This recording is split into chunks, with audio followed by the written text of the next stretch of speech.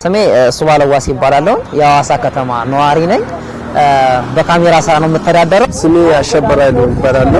የሐዋሳ ከተማ ነዋሪ ነኝ። ያው የአዲሱ ኮሪደር ላይ ተደራጅቼ እየሰራሁ ይገኛል።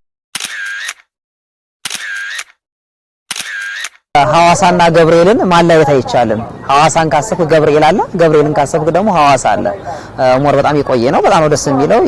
ከዛ በተጨማሪ እዚህ በፊትም ልምድ ስላለን እንግዲህ ያቃወል ሁኔታ ዘንድሮ ደግሞ በተሻለ በኮሪደር ልማቱ እንደምታየው ከተማው ደምቋል።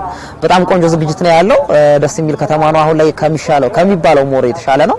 ሐዋሳ ግን ያው ኮሪደሩ አሁን ድምቀት ሰጠው እንጂ እዚህ በፊትም የተሻለ ከተማ ነው። በምንም ነገር በጣም ሰላም ነው፣ ጸጥ ያለ ነው። አሁን ፊት ለፊታችን ላይ ዋዜማው እሑድ ነውና ቅዳሜና እሑድ ማለት ትልቅ በዓል ነው። ከተማችን ላይ እንግዶቻችን ከሌላ ሀገር ምን ዳይቡሹ ብለን ለመቀበል ዝግጁ ነን፣ እየተባበቀን እንገኛለን።